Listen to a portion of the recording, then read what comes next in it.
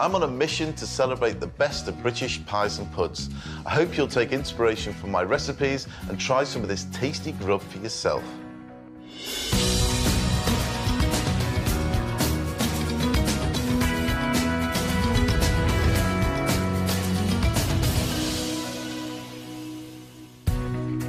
Welcome to Pies and Puds. Sweet or savoury, there's something for everyone, as I show you how to make simple recipes, many of which create an entire meal in a dish. Here's what's coming up on the show today. My taste buds get put through their paces with the help of the Clifton Chilli Club. That's got a beautiful flavour as well. And I give an old favourite, chili con carne, a new lease of life, topped with freshly baked cornbread. And Chilli Club members Jim and Dave get me to add even more heat. Which ones you want in yours? Dorset Naga.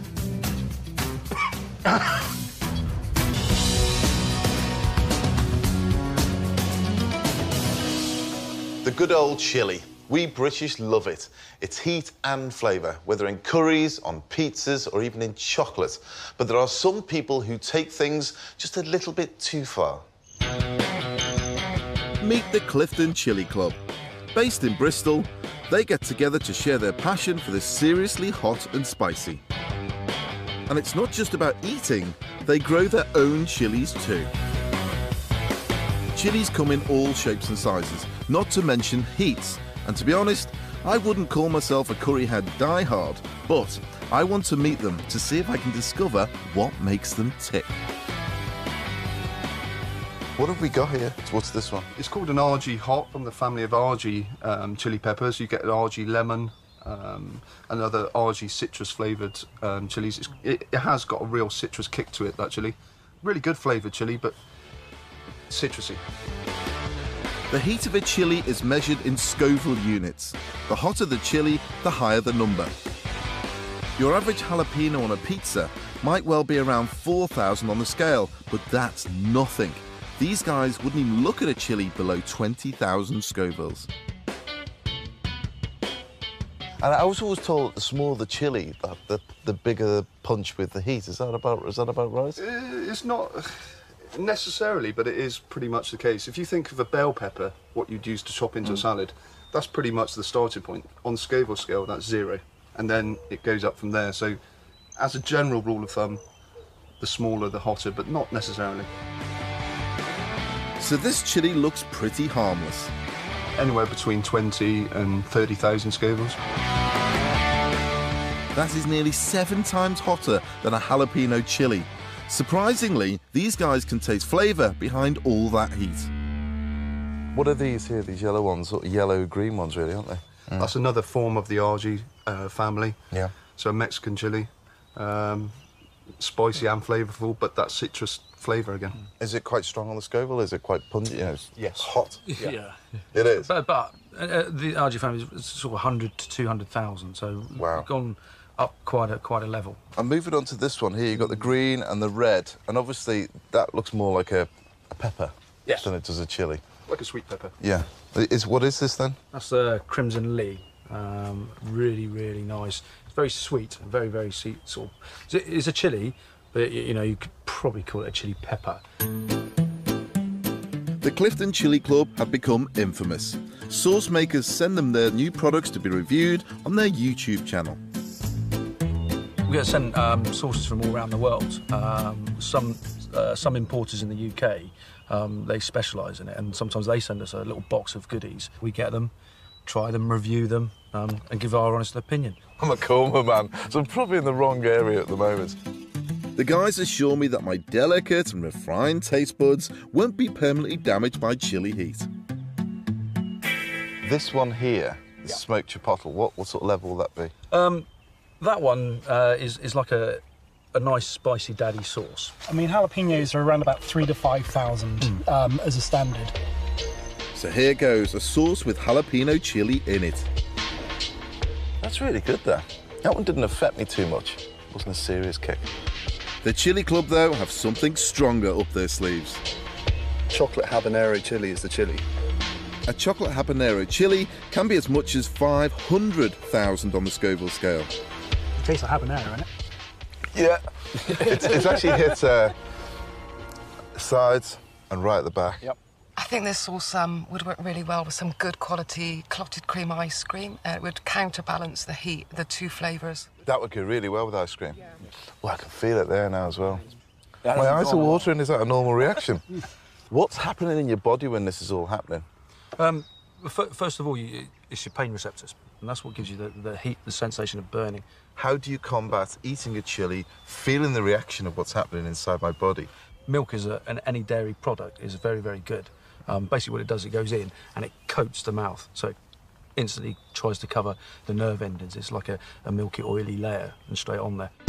This is when Chili Dave ate a raw 7-pot habanero over 1 million on the Scoville scale.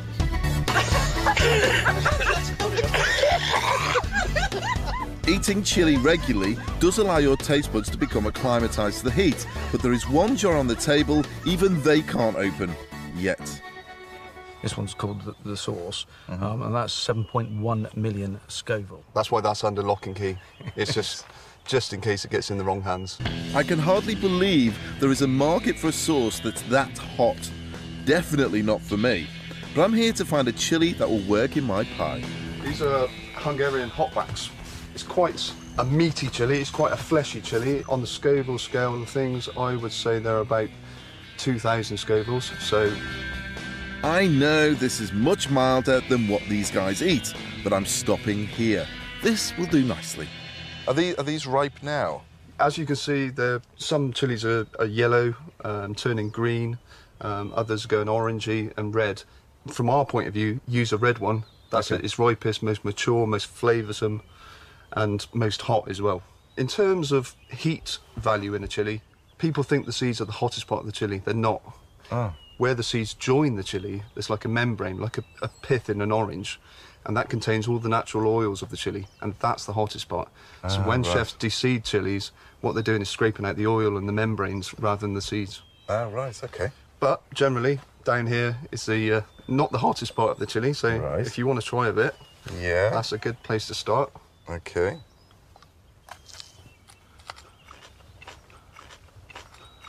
Now you'll find it's quite a fleshy chili, good flavour, and a bit of heat slightly builds up on it. Mm.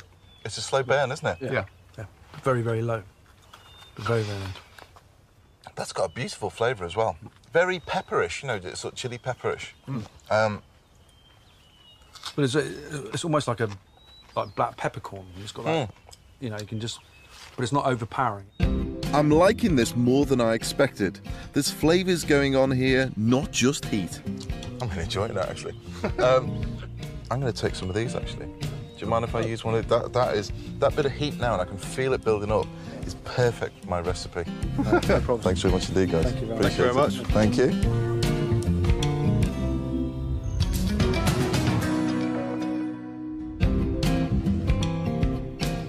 Along with my Hungarian hot wax chili, my pie is a rich, meaty filling of slow-cooked shin of beef, topped with an easy cornbread lid to soak up the spicy sauce.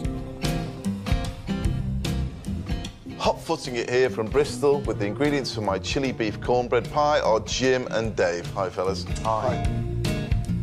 The chili boys have brought with them some of the hottest chilies they know.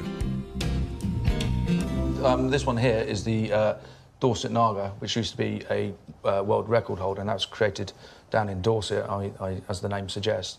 That one alone is about 900,000 on the Scoville scale, which is a nice one. That's a hot one. Yeah, and then this one is the Butch Tea. This rates about 1.4 million Scoville. The juice of raw chilies can be painful in your eyes or cuts, so handle them with care. You're going to have to eat one of these hot chilies. Which one are you going to have? Well, one of these super hots? Either or the other, or the Naga, Dorset Naga. OK, I'll go for the Dorset Naga. Dorset Naga. Let me just cut it up. Do you want me to cut it? You can cut it, yeah. Nice. Don't try this at home, folks. Leave it to the professionals. This could be painful. It won't be. What is it? It's only 900,000. Ah, that's for me, isn't it? That's for you. You sound nervous. There you go. Thank you very much. So this is 900,000 on the Scoville. Are you absolutely certain? 100%. You don't have to. No, it's fine. OK, I've got mine. This is a Hungarian hot wax. What's this one? About 3,000 to 6,000. Here we go. I'll try this one. Right, come on then, let's have the three. I've got some milk if you want some, OK? Cheers. I didn't actually expect them to eat a raw piece at all. I'm feeling the heat on this one. You're at 900,000. Right. No, it's certainly hot. I mean, you get the different heat. I don't know how it's affecting you. Have you got on the tongue or a certain part? I'm getting it on the side, but it's not that bad. Right. I mean, it's controlled. Some milk. Now, milk is the best thing to have when you've had chili, not water. Water enhances it and makes it even worse. And the milk acts as like a coating that covers your taste buds and your pain senses. So, how are you feeling, guys? Yeah, good, but that's one hot chili. That is one hot chili. 900,000 on Scoville's, nothing to be sniffed at. OK, I'm going to get cracking with the cooking. Over here, I've got a pan, a little bit of oil inside. Now, I'm going to be using shin of beef. It's got more kick to it, ironically. So what I'm going to do is add the chili to this as well, but not at this stage. So the first off, I'm just going to put the meat in and brown it off. Now, what's the point of a chili like that with the heat? Is it purely down to the fact that because you can? I mean, they're hybrids, aren't they? They've been made, they've been grown specifically for their heat. Yeah. For what purpose? A lot of countries, I mean, we've got a chili there called the 7-pot habanero, you know, and the legend goes basically one chili you can cook 7 pots of curry. So effectively, you know, if you want a really super hot curry or a dish of some form, then you just put 1 chili or 2 or 3 chilies in it. Then you've got the milder ones like the Hungarian hot wax, and that's a really good sort of general product that you can use. And it's the flavour, but then you just up it and up it as well, so you can get the different flavours and the different textures. When the beef is sealed, I'm allowing it to rest and reusing the same pan for my chopped white onions, oregano, tomato puree, garlic, and some unsweetened cocoa powder. Bit unusual? It is unusual. I mean, it goes with beef. I mean, game it goes particularly well with. But chili and chocolate. Yeah. The whole thing about chocolate is it's not just sweet. The purer the cocoa, the more bitter it is, and then the bitter goes with the savoury dish. OK. Just browning off those onions, sweating them down a little bit. This chili is a Hungarian hot wax. Mild to these guys, but certainly hot enough for me. Having tried this raw, I feel I could take this fella. You know, I feel quite comfortable with this one, yeah. This is where your store-cupboard ingredients come into their own. Straight in. Add tinned plum tomatoes and sliced roasted red peppers from a jar. A tin of red kidney beans and rich beef stock. Give that a stir, and at that stage, you can put your meat back in and then leave that to cook for about 2 hours, just on a simmer. Just pop a lid on it and then leave it alone. All those juices will infuse and it will break down and be a magnificent colour. Earlier, I made a filling suited to my taste buds. It only has 1 mild chili in it. I think we need to pack this up for you. Listen, guys, you're the chili people here. Now, I'm making technically a chili con carne with a sort of cornbread top. Which one do you want in yours? You can have both. Dorset Naga. Dorset Naga. How many? 2? Yeah. So, it's gloves time. I'm using gloves for obvious reasons. If in case I rub my eye in the resin that comes from the oil that comes from this very hot Dorset Naga chili. Now, these are going to pack a little bit of a punch. So only spice it up a little bit. It should, shouldn't it? Mix that into the dish. So you've still got the other chili in there, but now it's just going to kick you in the teeth, OK? So that really is a proper chili beef sitting right there. Now, the topping, I'm going to use cornbread. If I run through the ingredients, you've got polenta, it's that beautiful yellow, you've got baking powder, and you've got flour. The polenta, or cornmeal, as it's sometimes called, will give my topping a gorgeous yellow colour and creamy, corny flavour. Add 2 eggs, enriched, and melted butter. And then what I'm going to do is chop up this chilli. Now, it's like a chilli fest. You've got chilli in the dish, you've got chilli in the cornbread as well. And again, just roughly chop this up. This is a green Hungarian hot wax chilli, so it's going to have more bitter flavour than the red. Mixed together, then I'm adding buttermilk as it's slightly acidic and will react with the baking powder in the oven, giving the topping an extra rise. It should be like a thick batter. Well, it looks great with the chilies in it. You can see it now. You can. And just the little bits in there. So, yeah, something different, isn't it? Stir until you get a soft dropping consistency. So I'm happy with that. So what we need to do now is fill these little trays, get some of this gorgeous mixture, and make sure we get those chilies in there. I've just seen a massive one go in there now. You must cook with these things a lot as well at home. What do you think happens to the chili when you cook it? A lot of the heat in the chili will obviously dissipate through the dish, so you've got quite a nice, rich sauce there, so it will pick up all the way through that gravy. The flavour and the heat of the chili won't be lost by heating it up. Yeah, I'm looking forward to trying this. You're going to try one of these hot ones? Maybe. Spoon your cornbread mixture generously over your chili. This is what you call a proper pie, you know? Yeah. Good wholesome pie. Oh, yes. Now, there's our filled dish. I'm just going to add a bit of cheese to that at the top of that as well. And is this a sort of low-tasting chili? It's not a cheddar or... Yeah, you can use a cheddar. I mean, do you not think there's enough flavour in there already? OK, so these are your dishes, guys. To make sure I know which one are the really hot ones, I'm going to put a ring of chilli on the top of each one, like that. Now, this is going to go straight in the oven to bake, 180, 35 minutes, golden brown. And what I did a little bit earlier is something which I find suits my palate more, with a slightly milder chili in there. So these beauties are my chili beef cornbread pies. The rich, meaty filling and soft but crunchy cornbread make these pies a comfort food masterpiece. So go on, be brave and load them up with chili heat too. Guys, you're going to have to wait a little bit longer for yours. Indeed. They look lovely. Absolutely lovely.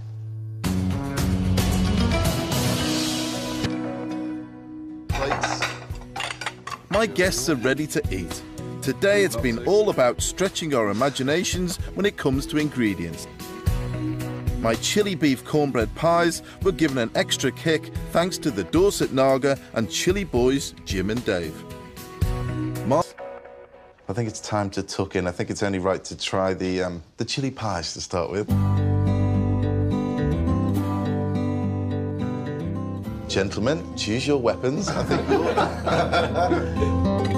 The aroma is amazing. You get a mixture of the chili and the cheese. Have you hit any of the chilies yet, boys? It's definitely flavoured, but still you can really taste the shin. It hasn't actually overpowered it. Yeah. But you still get the flavour. It's a lot less aggressive than I thought it would be. It's hot, but it's a very clean hot. Next, my strawberry mousse cake. It's a beautiful cake, isn't it? It's very I'm light. giving myself a very big piece. It's just so light. Yeah. Very, very airy. It's just melts on your mouth. What do you think of the presentation? It's wonderful. Absolutely brilliant. It's the attention to detail, and it is a form of art. Finally, that zesty marmalade and almond cake. I think it's such a lovely bitterness and sweetness, and then the scrumptiousness of the mascarpone goes really, really well together. Oh, you're very nice. You can come again. Perfect match with the mascarpone, the jasmine marmalade. Absolutely delicious. But then in the sponge, you're getting flecks of orange peel as well, so works really well. It was a good job there with your marmalade. Thank you. well done. Shall I say I'm relieved? Really relieved. I think we've experienced some real indulgence today and some great food and some great company. I hope you can join me next time when I'll have more pies and puds on the menu. See you then. I think we need some more of this hot chilli. Definitely go and try it. More food later tonight as our chefs face a classic test from Michelle Roux Jr. cooking a mackerel tartlet. MasterChef The Professionals at 8 on BBC Two. Next year on BBC One, the people of Hereford are ready to flog it.